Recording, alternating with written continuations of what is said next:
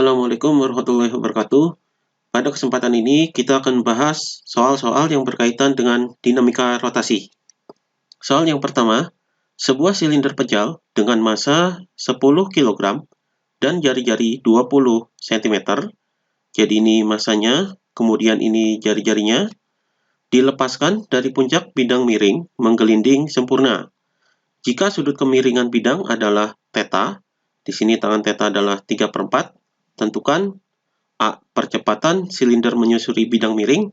B. Koefisien gesek antara silinder dengan bidang miring. Dalam soal ini, yang diketahui adalah massa silinder pejal, yaitu M, sama dengan 10 kg. Kemudian jari-jari silinder pejal, yaitu R, sama dengan 20 cm. Kita ubah ke meter, jadi sama dengan 0,2 meter. Kemudian di sini kemiringan bidang yaitu theta. Di sini yang diketahuinya adalah tangan theta sama dengan 3/4. Kemudian yang ditanyakan adalah A. Percepatan silinder menyusuri bidang miring, yaitu A sama dengan berapa, dan B. Koefisien gesek antara silinder dengan bidang miring, yaitu mu K sama dengan berapa. Jadi karena silindernya bergerak, maka koefisien geseknya adalah koefisien gesek kinetik. Di sini kita gambarkan terlebih dahulu bidang miringnya. Jadi ini bidang miringnya, dan sudut tetanya adalah di sini. Karena tangan theta adalah 3/4, rumus tangan adalah depan sudut per samping sudut. Jadi desa depan sudut per samping sudut. Jadi depannya adalah 3 dan samping sudutnya adalah 4. Maka kita cari panjang sisi miringnya, misalnya di sini adalah R. Jadi kita cari R-nya. R sama dengan, R bisa dicari dengan menggunakan teorema Pythagoras, yaitu akar dari 3 kuadrat ditambah dengan 4 kuadrat. Sama dengan akar dari 9 ditambah 16. Jadi sama dengan akar dari 25. Hasilnya adalah 5. Maka sisi miring di sini adalah sama dengan 5. Jadi di sini bisa diketahui sin theta sama dengan rumus sinus adalah depan sudut per sisi miring. Jadi depan sudutnya adalah 3 per sisi miringnya adalah 5.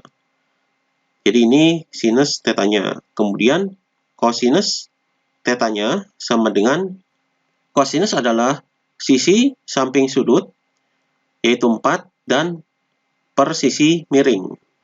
Jadi 4/5. Jadi ini kosinus tetanya. Nah, kemudian di sini silinder pejalnya adalah di puncak. Ini silinder pejalnya. Dan silinder pejal ini menggelinding sempurna. Jadi silinder pejal ini di sini ada gaya beratnya, yaitu W. Dan gaya berat ini diproyeksikan ke sini dan ke sini. Ini proyeksi gaya beratnya. Kemudian di sini ada gaya normalnya. Kemudian di sini karena geraknya adalah menggelinding sempurna, maka terdapat gaya gesek. Jadi dikarenakan menggelinding, maka lintasannya bisa dikatakan lintasan bidang miring ini adalah kasar. Jadi terdapat gaya geseknya, yaitu di sini adalah Fg. Di sini sudut tetanya bisa diproyeksikan ke sini. Maka di sini adalah W sin theta, dan di sini adalah W cos theta. Jadi W sin theta dan W cos theta ini adalah proyeksi gaya beratnya atau gaya berat W-nya ini. Jadi ini gambar gaya-gaya yang terdapat dalam silinder pejal ini. Maka untuk menjawab pertanyaan yang A, kita akan memakai hukum 2 Newton, yaitu sigma Fx sama dengan M dikali dengan A. Sigma Fx ini adalah jumlah gaya dalam sumbu X, yaitu jumlah gaya dalam bidang miring ini. Jadi di sini adalah Yang positif adalah yang searah dengan arah gerak, yaitu W sin theta. Jadi di sini W sin theta, kemudian dikurangi dengan Fg, gaya geseknya, karena berlawanan dengan arah geraknya, sama dengan M dikali dengan A. Di sini kita cari gaya geseknya terlebih dahulu. Jadi gaya gesek ini terletak di dasar bidangnya ini, dan silinder pejal ini adalah bergeraknya berputar. Maka untuk mencari gaya gesek, kita akan memakai hukum 2 Newton tentang gerak rotasi. Jadi sigma torsi sama dengan inersia dikali dengan alfa. Sigma torsinya adalah gaya dikali dengan jaraknya. Jadi gayanya adalah gaya gesek dan jaraknya ke pusat torsinya adalah jari-jarinya. Jadi R di sini. Maka di sini gaya gesek Fg dikali dengan R sama dengan momen inersia dari silinder pejal adalah setengah mr kuadrat. Kemudian rumus alfa ini adalah A per R. Di sini R-nya bisa dicoret, jadi tinggal 1 R. Jadi di sini Fg dikali dengan R sama dengan setengah mr dikali dengan A. Jadi R-nya bisa dicoret. Maka gaya gesek yaitu Fg sama dengan setengah dikali dengan M dikali dengan A. Jadi gaya geseknya sama dengan setengah dikali masanya adalah 10 dikali dengan A. Jadi hasilnya sama dengan 5A. Jadi ini gaya geseknya atau Fg-nya. Maka kita masukkan ke sini. Di sini W-nya adalah M dikali G. Kemudian sin theta-nya adalah 3/5. Jadi dikali dengan 3/5. Dikurangi dengan Fg-nya adalah 5A. Sama dengan M-nya di sini adalah 10 dikali dengan A. Maka di sini 10 dikali dengan G-nya adalah 10 dikali dengan 3/5 dikurangi dengan 5A sama dengan 10A. Jadi ini 100 dikali dengan 3, 300 dibagi 5, jadi 60 sama dengan min 5A-nya kita pindahkan, jadi 10A ditambah dengan 5A. Jadi 10A tambah 5A ini adalah 15A. Jadi A sama dengan 60 dibagi dengan 15. Hasilnya adalah 4 meter per second kuadrat. Jadi percepatannya adalah 4 meter per second kuadrat. Jadi ini jawaban yang A. Kemudian kita jawab yang B. Yang B adalah koefisien gesekan. Koefisien gesekan kita bisa peroleh dari rumus gaya gesek, yaitu Fg sama dengan mu K dikali dengan N. N-nya ini adalah gaya normal. Jadi gaya normal itu terdapat di sini, arahnya adalah ke atas. Maka kita cari terlebih dahulu gaya normalnya dengan hukum Newton, yaitu sigma Fy sama dengan 0. Jadi sigma Fy sama dengan 0 ini karena dalam sumbu Y, bendanya ini tidak mengalami pergerakan. Dalam sumbu Y gayanya adalah N min W cos theta sama dengan 0. Maka di sini N sama dengan, jadi W cos theta-nya kita pindahkan ke sini, maka di sini W cos theta sama dengan W-nya adalah M dikali G, cos theta-nya adalah 4/5. Sama dengan M-nya adalah 10, G-nya adalah 10, dikali dengan 4/5. Hasilnya adalah 80 Newton. Jadi ini gaya normalnya. Maka kita masukkan ke rumus Fg sama dengan mu K dikali dengan N. Jadi Fg-nya adalah 5 dikali A atau 5A sama dengan mu K dikali dengan 80. Maka di sini mu K sama dengan 5A per 80. 5A-nya adalah 5 dikali 4, jadi ini 5 dikali dengan 4 per 80. Jadi hasilnya sama dengan 20 per 80. Jadi nolnya bisa dicoret. Jadi di sini sama dengan 1 per 4, atau di sini sama dengan 0,25. Jadi koefisien gesekannya adalah 0,25. Jadi ini jawaban untuk soal ini. Kemudian soal berikutnya, sebuah bola berongga massa 0,3 kg. Jadi ini massanya didorong dengan gaya konstan, arah mendatar melalui pusat, sehingga bola dapat menggelinding murni dengan percepatan 2 meter per second kuadrat. Jadi percepatannya 2 meter per second kuadrat. Tentukan A. Besar gaya dorong yang diperlukan. B. Percepatan benda jika bidangnya licin dan benda didorong dengan gaya yang sama. Di sini diketahui massanya yaitu M sama dengan 0,3 kg. Jadi ini adalah bola berongga. Kemudian percepatannya yaitu A sama dengan 2 meter per second kuadrat. Kemudian yang ditanyakan adalah A.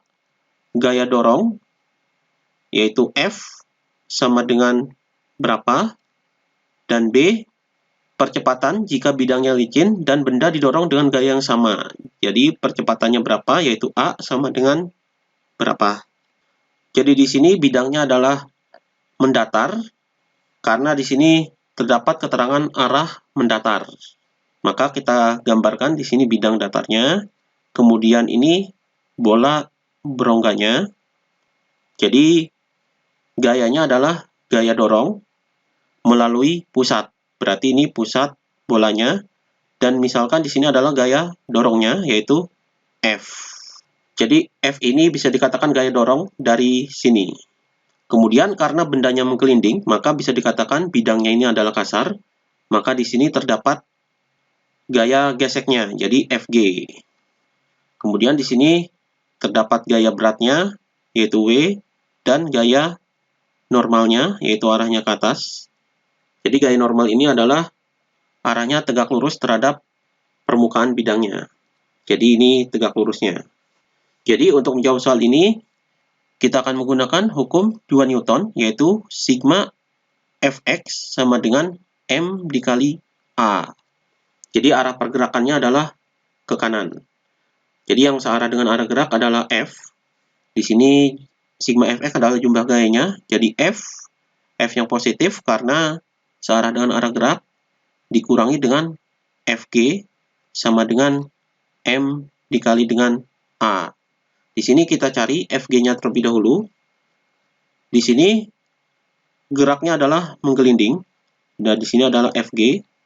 Karena geraknya menggelinding, maka berlaku hukum 2 Newton rotasi, yaitu sigma torsi sama dengan inersia dikali dengan alfa. Jadi momen inersia dikali dengan alfa. Sigma torsinya adalah gaya dikali dengan R atau jaraknya. Di sini adalah gaya gesek. Gaya geseknya adalah di sini adalah R. Jadi jarak dari pusatnya yaitu ini R. Jadi Fg dikali dengan R sama dengan momen inersia bola berongga adalah 2/3 mr kuadrat dikali dengan alfanya, yaitu rumusnya adalah A per R. Jadi R ini bisa dicoret. Maka di sini Fg dikali dengan R sama dengan 2/3 mr dikali dengan A. R-nya bisa dicoret. Maka Fg sama dengan 2/3 dikali dengan M. M-nya adalah 0,3 dikali dengan A-nya adalah 2. Jadi 0,3 dibagi 3 adalah 0,1, maka hasilnya adalah 0,4 Newton. Jadi ini gaya geseknya. Maka kita masukkan ke sini, jadi F min 0,4 sama dengan masanya adalah 0,3 dikali dengan A-nya adalah 2. Jadi F sama dengan 0,3 dikali 2 adalah 0,6. Kemudian 0,4 kita pindahkan ke sini jadi ditambah dengan 0,4. Maka hasilnya adalah 1 Newton. Jadi gaya dorongnya adalah 1 Newton. Jadi ini jawaban yang A-nya. Kemudian kita jawab yang B. Yang B adalah percepatan benda jika bidangnya licin. Jadi jika bidangnya licin, maka gaya geseknya adalah 0. Jadi di sini gaya geseknya adalah 0 atau tidak ada. Berarti yang ada adalah gaya dorongnya, gaya normal, dan gaya berat. Maka di sini berlaku hukum 2 Newton, yaitu sigma Fx sama dengan M dikali A. Kita cari A-nya atau percepatannya. Maka di sini sigma Fx-nya adalah gaya dorongnya, yaitu F sama dengan M dikali A. Jadi F-nya tetap, yaitu 1 Newton, sama dengan M-nya adalah 0,3 dikali dengan A. Jadi percepatannya ini yang dicari. Maka A sama dengan 1 per 0,3. Jadi hasilnya sama dengan, di sini karena desimal, kita kalikan dengan 10. Jadi 10 per 3. Jadi sama dengan 3,3 meter per second kuadrat. Jadi ini percepatannya yaitu 3,3 meter per second kuadrat. Ini jawaban untuk soal ini. Demikian pembahasan tentang soal-soal mengenai dinamika rotasi ini.